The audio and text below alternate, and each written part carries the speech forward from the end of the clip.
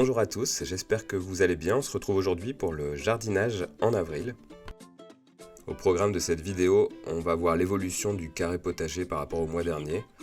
On va effectuer le nettoyage des routes de pommes de terre et buter les pommes de terre. Ensuite, on va nettoyer l'ensemble du carré potager des plantes indésirables, ajouter de la tonte de pelouse et voir l'évolution des semis de tomates. Si c'est la partie qui concerne l'évolution des semis de tomates qui vous intéresse, vous allez tout de suite à la fin de la vidéo, vous retrouverez toutes les informations. Donc là on voit les premières feuilles de pommes de terre qui sont sorties. On a vu passer de la bourrache. Là on a des soucis, donc c'est une plante relais que j'utilise pour attirer les pucerons et éviter qu'elles aillent sur le reste de mes légumes. On voit le céleri, le thym qu'on avait replanté ensemble lors de la dernière vidéo. J'avais mis quelques poireaux à côté des fraisiers, les fraisiers qui sont en fleurs.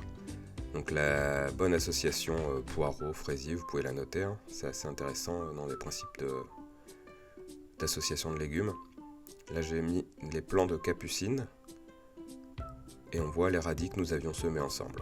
Alors concernant les routes de pommes de terre, on voit qu'on a les feuilles qui sont sorties. Il va falloir donc qu'on les protège du gel. Là j'ai même depuis le composteur intégré au carré potager, c'est un peu sa spécialité, j'ai même des plants de pommes de terre qui sont sortis. Donc si vous regardez bien, on a quelques, ce qu'on appelle des mauvaises herbes entre guillemets, mais disons des plantes indésirables qui vont aller puiser de l'énergie à la place de nos plants de pommes de terre. Donc on va voir comment les enlever au fil de l'eau. Ce qui est intéressant dans le carré potager, c'est que ça se passe en hauteur, on ne doit pas se mettre accroupi ou à quatre pattes pour aller les enlever.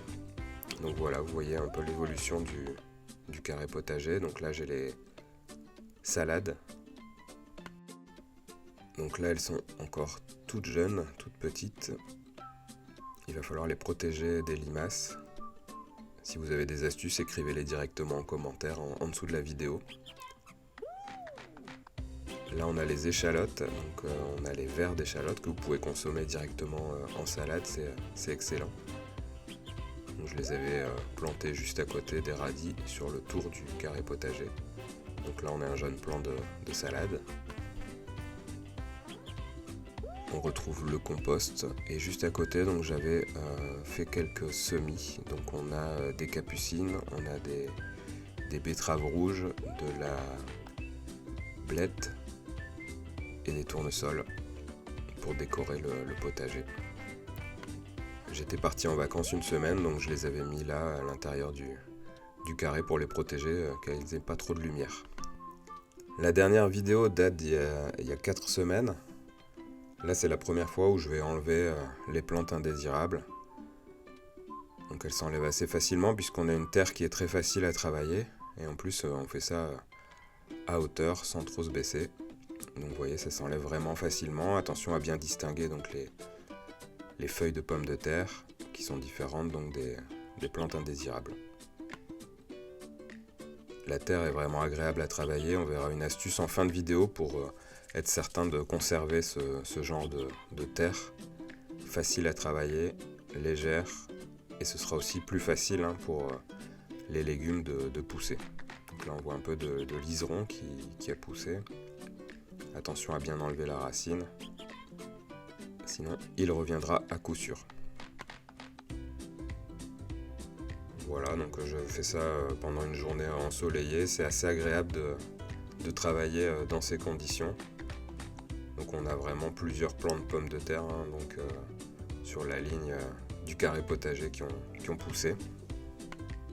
En général, on récupère entre 800 et 900 grammes, donc un petit peu moins d'1 kilo de pommes de terre par plant. Donc ici, je pense récupérer entre 4 et 5 kilos. C'est déjà pas mal pour un carré potager de ce type, et les pommes de terre sont vraiment très bonnes. À partir de la moitié du mois de mai, j'ajouterai les plants de tomates. Donc il faut que je garde un petit peu de place aussi dans le carré potager, et je le mettrai, je pense, autour des salades. Donc là, je reviens sur le liseron tout à l'heure. Attention à bien enlever bien profondément la racine, sinon vous allez avoir du liseron qui repousse à chaque fois. Alors vous n'êtes pas obligé de l'enlever, vous pouvez aussi en laisser un peu, ça fait des belles fleurs blanches. Là aujourd'hui j'ai choisi de l'enlever. J'ai presque terminé d'enlever les adventices. Je termine donc de bien nettoyer la route de pommes de terre et je vais ensuite rabattre la terre, comme je vous le disais lors de la dernière vidéo, sur les feuilles des pommes de terre. On appelle ça buter les pommes de terre. Comme vous voyez, je travaille directement la terre à la main, sans outils, puisque la terre est vraiment facile à travailler.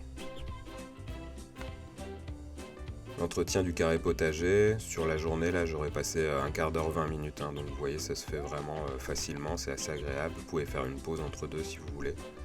Donc là je vais rabattre la terre de sorte à créer une butte. Vous voyez c'est vraiment facile à travailler et ça va permettre aux plants de pommes de terre de bien se développer. Je vous invite vraiment à mettre un pouce si vous aimez la vidéo et à commenter. Je prendrai soin de répondre à chacun des commentaires. On a une belle communauté de jardiniers, donc profitons-en. Je n'ai pas du tout arrosé le carré potager depuis les 4 premières semaines. On a le paillage qui permet de conserver l'eau dans la terre. Et on a eu des pluies de temps en temps qui viennent donc arroser naturellement la terre. On va voir tout à l'heure que je vais ajouter de la tonte de pelouse aussi pour non seulement pailler le sol pour éviter de le laisser à nu, mais aussi pour nourrir la terre et amender toujours la terre de matière organique. C'est ce que j'ai fait avec la paille et c'est ce que je vais faire avec la tonte de pelouse. On fait ça progressivement, vous voyez, on ajoute, là j'ai tondu donc je récupère mon herbe et je vais venir la placer sur les côtés de ma route de pommes de terre. En automne j'ajoute des feuilles mortes et là du coup, première tonte, j'ajoute donc de l'herbe. Je le mets bien autour du plant de capucine que j'avais planté sur le côté, ça servira de plantes relais les capucines et puis c'est joli, ça décore le carré potager, de belles fleurs rouges.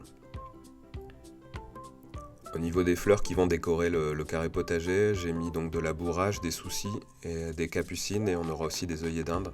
Si vous avez d'autres idées, je vous invite à écrire en commentaire le nom des fleurs que vous mettez vous-même dans vos carrés potagers pour décorer ou pour attirer des insectes et protéger vos légumes. Les œillets d'Inde, je les mettrai avec mes plants de tomates. C'est une association plantes, légumes, fruits qui est assez efficace.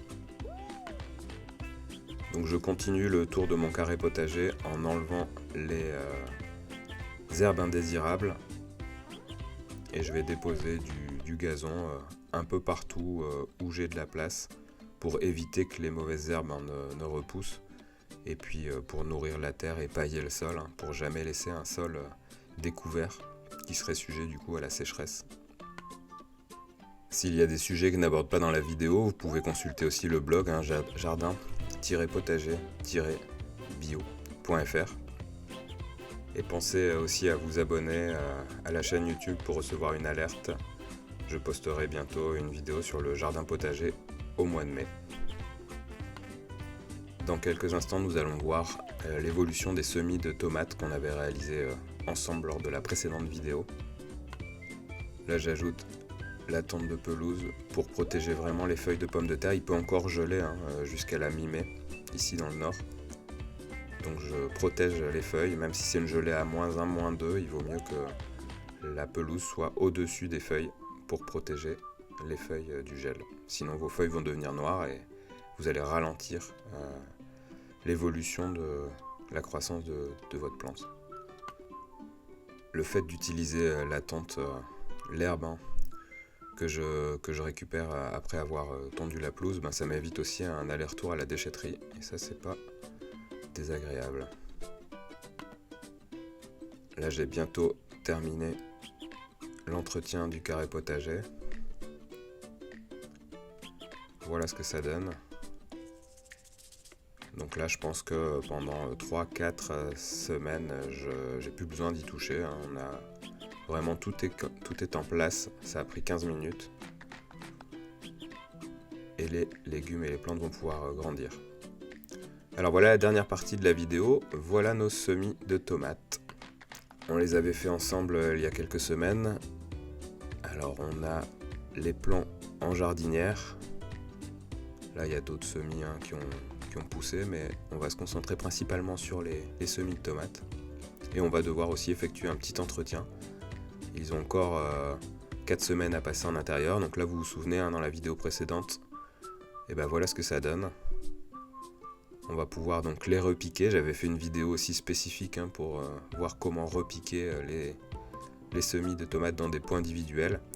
Là j'avais eu la main lourde vraiment dans la jardinière, j'avais mis beaucoup de graines. Donc il va falloir vraiment mettre chacun des plants dans un pot individuel. Mais les semis qu'on avait fait dans les pots, on va retrouver du coup 1 ou 2 plants de tomates par pot. Et on va devoir nettoyer un petit peu la terre. Donc vous vous souvenez, c'est ce qu'on avait fait. On avait arrosé et voilà, 4 semaines après, on a ce résultat.